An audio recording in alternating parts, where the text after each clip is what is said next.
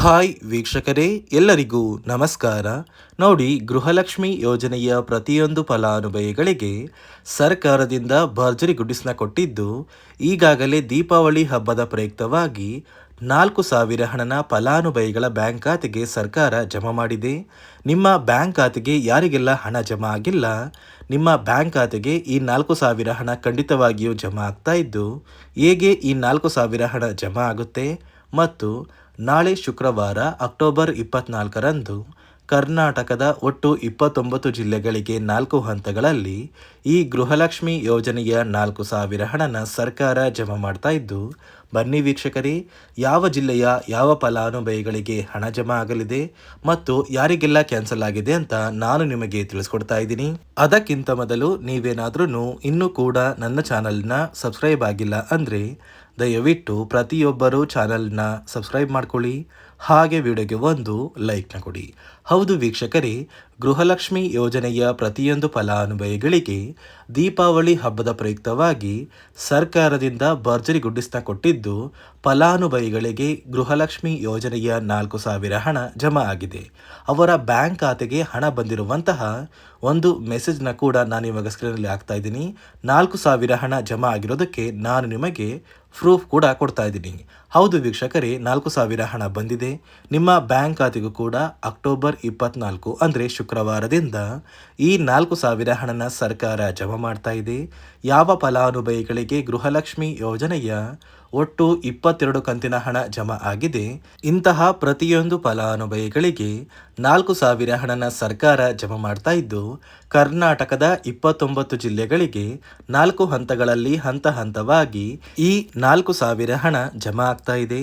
ಅದೇ ರೀತಿ ಈ ಬಾರಿ ಸರ್ಕಾರ ಈ 4,000 ಹಣಕ್ಕೆ ಹಣಕಾಸು ಇಲಾಖೆ ಹೊಸದಾಗಿ ಕೆಲವು ನಿಯಮಗಳನ್ನ ಜಾರಿಗೆ ತಂದಿದ್ದು, ಈ ನಿಯಮಗಳ ಪ್ರಕಾರ ಪ್ರತಿಯೊಂದು ಫಲಾನುಭವಿಗಳ ಒಂದು ದಾಖಲಾತಿಗಳನ್ನ ಚೆಕ್ ಮಾಡಿ ನಂತರ ಹಣನ ಜಮಾ ಮಾಡಬೇಕು ಅಂತ ಸರ್ಕಾರ ಆದೇಶನ ಕೊಟ್ಟಿದೆ. ಅದೇ ಒಂದು ಕಾರಣಕ್ಕೆ ಸುಮಾರು 3,70,000ಕ್ಕಿಂತ ಹೆಚ್ಚು ಫಲಾನುಭವಿಗಳ ಒಂದು ಹೆಸರನ್ನ ಗೃಹಲಕ್ಷ್ಮಿ ಯೋಜನೆಯಿಂದ ಸರ್ಕಾರ ತೆಗೆದಿದ್ದಾರೆ. ಹಾಗಾದರೆ ಬನ್ನಿ ವೀಕ್ಷಕರೇ, ಯಾವ ಫಲಾನುಭವಿಗಳಿಗೆ ಸರ್ಕಾರ ಹಣ ಕ್ಯಾನ್ಸಲ್ ಮಾಡಿದೆ ಮತ್ತು ಈ ನಿಯಮಗಳು ಏನು ಅಂತ ಕೂಡ ನಾನು ನಿಮಗೆ ತಿಳಿಸ್ಕೊಡ್ತಾ ಇದ್ದೀನಿ. ಅದಕ್ಕಿಂತ ಮೊದಲು ನಾಳೆ ಶುಕ್ರವಾರ ಅಕ್ಟೋಬರ್ 24ರಂದು ಕರ್ನಾಟಕದ 29 ಜಿಲ್ಲೆಗಳಿಗೆ 4 ಹಂತಗಳಲ್ಲಿ ಹಣ ಜಮಾ ಆಗ್ತಾ ಇದ್ದು, ಬನ್ನಿ ವೀಕ್ಷಕರೇ, ಯಾವ ಹಂತಗಳಲ್ಲಿ ಯಾವ ಜಿಲ್ಲೆಗಳಿಗೆ ಹಣ ಬರ್ತಾ ಇದೆ ಅಂತ ತಿಳಿಸ್ಕೊಡ್ತೀನಿ. ನೋಡಿ, ಮೊದಲ ಹಂತದಲ್ಲಿ ಬಾಗಲಕೋಟೆ, ಬೆಳಗಾವಿ, ವಿಜಯಪುರ, ಧಾರವಾಡ, ಗದಗ, ಹಾವೇರಿ ಮತ್ತು ಉತ್ತರ ಕನ್ನಡ ಈ ಜಿಲ್ಲೆಗಳಿಗೆ ಮೊದಲ ಹಂತದಲ್ಲಿ ಹಣ ಜಮಾ ಆಗ್ತಾ ಇದೆ. ಎರಡನೆಯ ಹಂತದಲ್ಲಿ ಬೆಂಗಳೂರು ನಗರ, ಬೆಂಗಳೂರು ಗ್ರಾಮಾಂತರ, ರಾಮನಗರ, ಚಿಕ್ಕಬಳ್ಳಾಪುರ, ಚಿತ್ರದುರ್ಗ, ದಾವಣಗೆರೆ, ಕೋಲಾರ, ಶಿವಮೊಗ್ಗ, ತುಮಕೂರು ಈ ಜಿಲ್ಲೆಗಳಿಗೆ ಎರಡನೆಯ ಹಂತದಲ್ಲಿ ಸರ್ಕಾರ ಗೃಹಲಕ್ಷ್ಮಿ ಯೋಜನೆಯ ಈ 4,000 ಹಣನ ಜಮಾ ಮಾಡ್ತಾ ಇದೆ. ಅದೇ ರೀತಿ ಮೂರನೆಯ ಹಂತದಲ್ಲಿ ಬಳ್ಳಾರಿ, ಬೀದರ್, ಕಲಬುರಗಿ, ಕೊಪ್ಪಳ, ರಾಯಚೂರು, ಯಾದಗಿರಿ ಮತ್ತು ವಿಜಯನಗರ ಈ ಜಿಲ್ಲೆಗಳ ಪ್ರತಿಯೊಂದು ಫಲಾನುಭವಿಗಳಿಗೆ ಮೂರನೆಯ ಹಂತದಲ್ಲಿ ಸರ್ಕಾರ ಈ 4,000 ಹಣನ ಜಮಾ ಮಾಡ್ತಾ ಇದ್ದು, ನಾಲ್ಕನೆಯ ಮತ್ತು ಕೊನೆಯ ಹಂತದಲ್ಲಿ ಚಾಮರಾಜನಗರ, ಚಿಕ್ಕಮಗಳೂರು, ದಕ್ಷಿಣ ಕನ್ನಡ, ಹಾಸನ, ಕೊಡಗು, ಮಂಡ್ಯ, ಮೈಸೂರು ಮತ್ತು ಉಡುಪಿ ಈ ಜಿಲ್ಲೆಗಳಿಗೆ ನಾಲ್ಕನೆಯ ಹಂತದಲ್ಲಿ ಹಣ ಜಮಾ ಆಗ್ತಾ ಇದ್ದು, ಸರ್ಕಾರದಿಂದ ದೀಪಾವಳಿ ಹಬ್ಬದ ಪ್ರಯುಕ್ತ ಜಮಾ ಮಾಡಿರುವಂತಹ ಈ 4,000 ಹಣ ಅಂದರೆ ಗೃಹಲಕ್ಷ್ಮಿ ಯೋಜನೆಯ 23ನೇ ಕಂತು ಮತ್ತು 24ನೇ ಕಂತಿನ ಹಣನ ಈ 4,000 ಹಣ ಪ್ರತಿಯೊಂದು ಫಲಾನುಭವಿಗಳಿಗೂ ಆದಷ್ಟು ಬೇಗ ಜಮಾ ಆಗುತ್ತೆ. ಪೆಂಡಿಂಗ್ ಇರುವ ಹಣ ಇನ್ನ ಕೂಡ ಬಾಕಿ ಇದ್ರೆ ಇಂತಹ ಪ್ರತಿಯೊಂದು ಫಲಾನುಭವಿಗಳಿಗೆ ಯಾವುದೇ ಕಾರಣಕ್ಕೂ ಸರ್ಕಾರ ಈ 4,000 ಹಣನ ಜಮಾ ಮಾಡೋದಿಲ್ಲ. ನೋಡಿ ಸ್ನೇಹಿತರೆ, ಈ ಬಾರಿ ಸುಮಾರು 1 ಲಕ್ಷಕ್ಕಿಂತ ಅಧಿಕ ಫಲಾನುಭವಿಗಳ ಬ್ಯಾಂಕ್ ಖಾತೆಗೆ ಸರ್ಕಾರ ಗೃಹಲಕ್ಷ್ಮಿ ಯೋಜನೆಯ ಹಣನ ಜಮಾ ಮಾಡ್ತಾ ಇಲ್ಲ.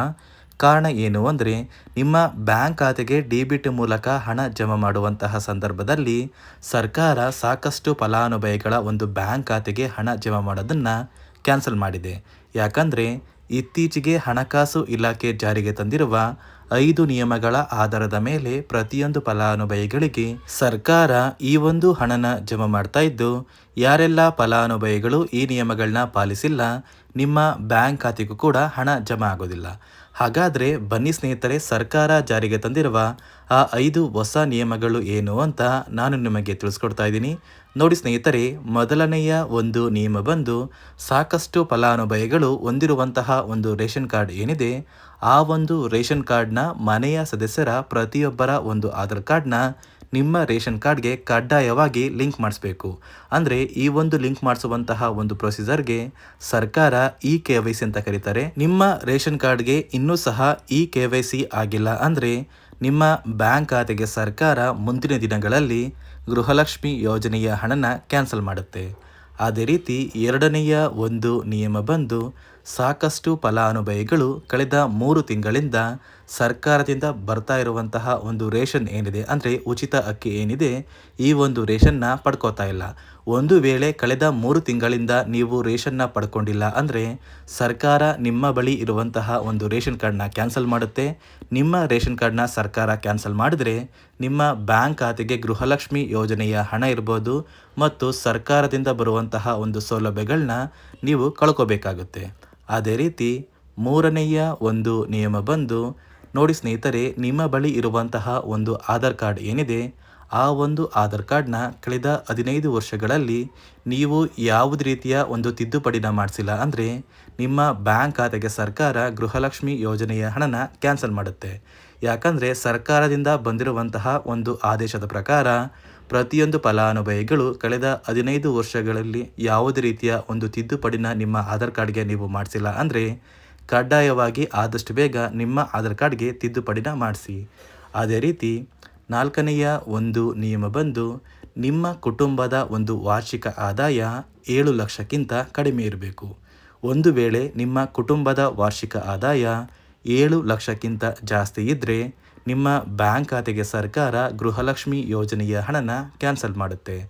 ಅದೇ ರೀತಿ ಐದನೆಯ ಒಂದು ನಿಯಮ ಬಂದು ನಿಮ್ಮ ಕುಟುಂಬದ ಸದಸ್ಯರು ಅಥವಾ ಗೃಹಲಕ್ಷ್ಮಿ ಯೋಜನೆಯ ಫಲಾನುಭವಿಗಳು ಯಾರು ಕೂಡ ಸರ್ಕಾರಿ ನೌಕರರಾಗಿ ಕಾರ್ಯನಿರ್ವಹಿಸ್ತಾ ಇರಬಾರ್ದು. ಒಂದು ವೇಳೆ ನಿಮ್ಮ ಕುಟುಂಬದಲ್ಲಿ ಯಾರೇ ಆಗಿದ್ರೂ ಸರ್ಕಾರಿ ನೌಕರರಾಗಿ ಕಾರ್ಯನಿರ್ವಹಿಸ್ತಾ ಇದ್ದರೆ ನಿಮ್ಮ ಬ್ಯಾಂಕ್ ಖಾತೆಗೆ ಗೃಹಲಕ್ಷ್ಮಿ ಯೋಜನೆಯ ಹಣ ಕ್ಯಾನ್ಸಲ್ ಆಗುತ್ತೆ. ಈ 5 ನಿಯಮಗಳ ಆಧಾರದ ಮೇಲೆ ಪ್ರತಿಯೊಂದು ಫಲಾನುಭವಿಗಳಿಗೆ ಸರ್ಕಾರ ಹಣ ಜಮಾ ಮಾಡ್ತಾ ಇದೆ. ಒಂದು ವೇಳೆ ನೀವು ಈ 5 ನಿಯಮಗಳನ್ನ ಪಾಲಿಸಿಲ್ಲ ಅಂದರೆ ನೀವು ಕೂಡ ಗೃಹಲಕ್ಷ್ಮಿ ಯೋಜನೆಯ ಹಣದಿಂದ ವಂಚಿತರಾಗಬೇಕಾಗುತ್ತೆ. ನೋಡಿ ವೀಕ್ಷಕರೇ, ಸರ್ಕಾರದಿಂದ ಗೃಹಲಕ್ಷ್ಮಿ ಯೋಜನೆಯ ಪ್ರತಿಯೊಂದು ಫಲಾನುಭವಿಗಳಿಗೆ ಈ 4,000 ಹಣನ ದೀಪಾವಳಿ ಪ್ರಯುಕ್ತ ಜಮಾ ಮಾಡಿದ್ದು, ಯಾರಿಗೆಲ್ಲ ಇನ್ನೂ ಕೂಡ ಹಣ ಜಮಾ ಆಗಿಲ್ಲ ಅಂತಹ ಪ್ರತಿಯೊಬ್ಬರಿಗೂ ನಾಳೆ ಶುಕ್ರವಾರ ಅಕ್ಟೋಬರ್ 24ರಿಂದ ಈ 4,000 ಹಣನ 29 ಜಿಲ್ಲೆಗಳಿಗೆ 4 ಹಂತಗಳಲ್ಲಿ ಸರ್ಕಾರ ಜಮಾ ಮಾಡ್ತಾ ಇದ್ದು, ಆದಷ್ಟು ಬೇಗ ಪ್ರತಿಯೊಬ್ಬರು ಈ ಒಂದು ಹಣನ ಪಡ್ಕೋತೀರಾ ಅಂತ ಹೇಳ್ತಾ ಇದಿಷ್ಟು ಸರ್ಕಾರದಿಂದ ಬಂದಿರುವಂತಹ ಒಂದು ಮಾಹಿತಿಯಾಗಿದೆ. ನಾನು ಕೊಟ್ಟಿರುವಂತಹ ಮಾಹಿತಿ ನಿಮಗೆ ಇಷ್ಟ ಆಗಿದ್ದಲ್ಲಿ ದಯವಿಟ್ಟು ಪ್ರತಿಯೊಬ್ಬರು ನನ್ನ ಚಾನಲ್ನ ಸಬ್ಸ್ಕ್ರೈಬ್ ಮಾಡ್ಕೊಳ್ಳಿ, ಹಾಗೆ ವಿಡಿಯೋಗೆ ಒಂದು ಲೈಕ್ನ ಕೊಡಿ.